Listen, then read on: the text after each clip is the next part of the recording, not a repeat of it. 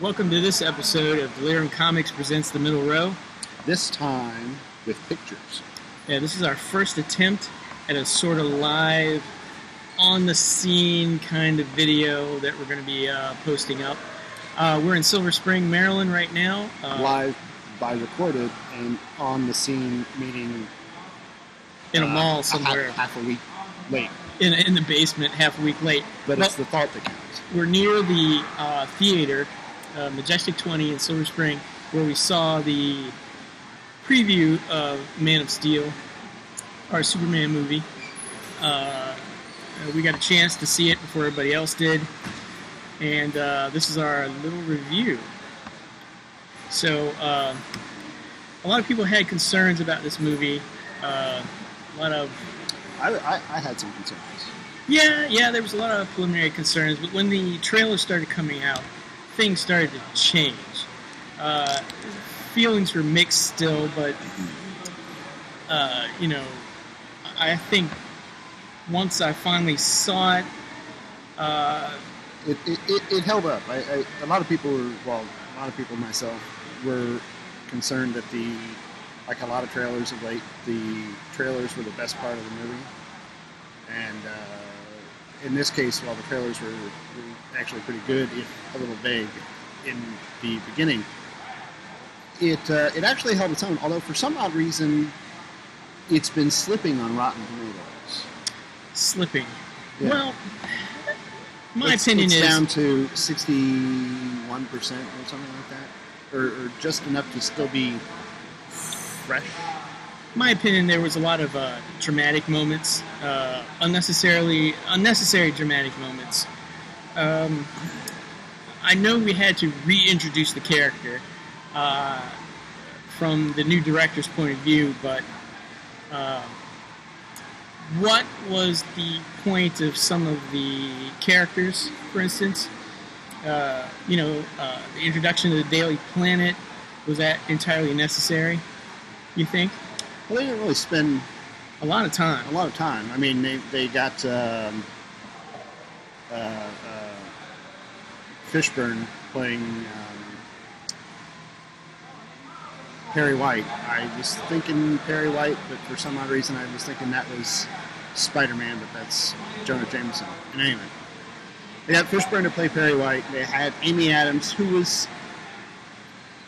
I like Amy Adams, but I don't really think in most of her roles of late she's really brought that much.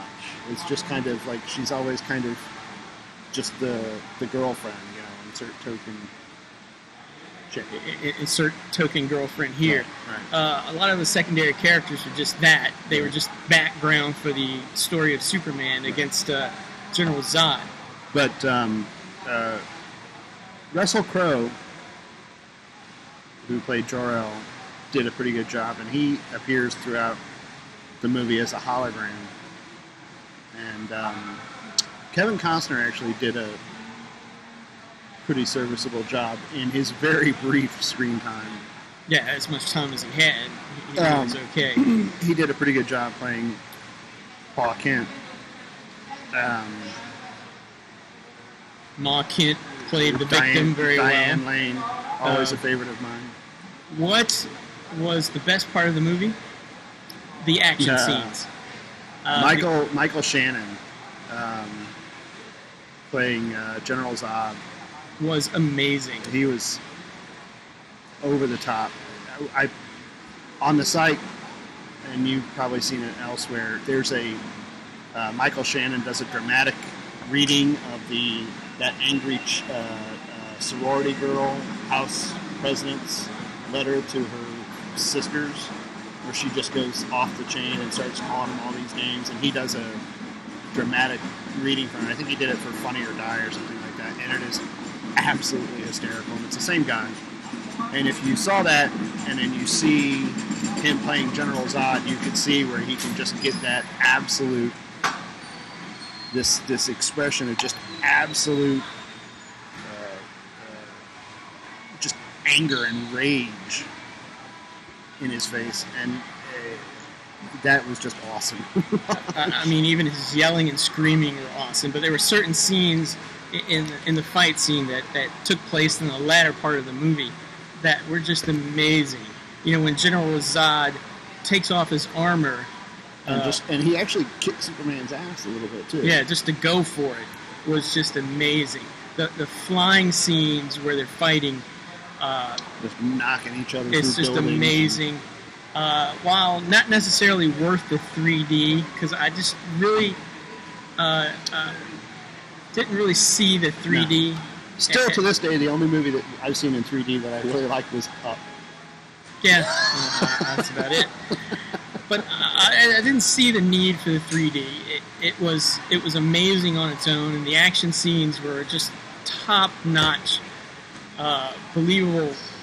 I guess you could call it believable fight scenes between two massive superheroes. They literally tore Metropolis apart, and I don't see how they would ever rebuild it, unless Superman helped, of course. Right. But overall, that part of the film was just amazing. The effects were good. Henry Cavill did a great job as Superman. I know that was one of the concerns that a lot of people had, but he really did a pretty good job. And the kids that they got to play him as a younger kid actually did a pretty good job too. I also like the beginning of the movie where they showed Krypton and the lead up to its destruction. Yeah. That was cinematically amazing, the way they showed the planet and the final conflict on the surface. The visual effects and the models for the ships were amazing. Totally unique. I haven't seen that style before. It's a mixture of aliens type of feeling with the design. Who designed that? That artist? Oh, it's not Geiger. Oh, but it looked like Geiger style, sort of. Really? You think so? I thought so. Okay. Have you seen much Geiger? Well, not the porno stuff, but no, that. Jose's had a few beers. Geiger. Okay. Yeah. The stylized version. The visual stylings were really good. The Kryptonian armor and weaponry in their spaceships were actually pretty neat. There was a lot of sort of not insect-based in the way that like Lex was back in the day. Remember Lex? Yeah. Not quite that freaky, but you can see a lot of insect and some shellfishy kind of. Yeah, especially with the artificial intelligence that they had. It was not crystal-based like in the old movies, but some type of organic technology that they used. And visually, it was very impressive. It was a little shaky when they discovered, the ship in the Antarctic. It was from an ancient scout ship that disappeared 10,000 years ago from Krypton. Longer than that. Well, yeah, and they had happened to find it. That was a definite, push the plot along kind of thing. And it was kind of a Deus Machina, because when Clark Kent, Superman, whatever, finds it, he turns the ship on and it sets off a distress beacon, which alerts Zod and his crew, and they come flying to Earth so they can wreak havoc. Well, no, so they didn't. They actually, I don't think they wanted to wreak havoc. Well, actually, they did, didn't they? Yeah, that's another story. But yeah, it's worth seeing. Skip the 3D if you can, because some movies they just make in 3D. But they're already talking about a Superman 2, and it's been revealed on some sources that there'll be no connection. Like, there was some minimal connection to, like, Wayne Enterprises. You saw some trucks, and you saw a Luthor Corp or LexCorp truck or something like that. It's already been revealed that the director said that the Batman series is over. Kind of disappointing. to hear that we won't see. You definitely see, even though this is a Zack Snyder production or film, and Chris Nolan was the co-executive producer. It's definitely a Chris Nolan film. It's really got his fingerprints all over it, Yeah. which is good because Zack Snyder is, well, And they'll be back for another one. Well, that's our review. Go see it. It's a good film. You got our pluses on it. The action scenes were amazing. The drama was a little too dramatic at times, but that's okay. You can get over that. And hey, it's a good movie. Yep.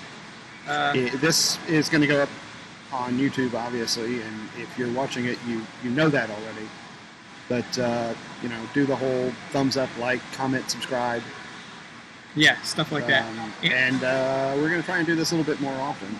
And we'll also be doing some video from Wizard World coming up in New York City, June 28th. And we'll give you the same kind of treatment. Oops.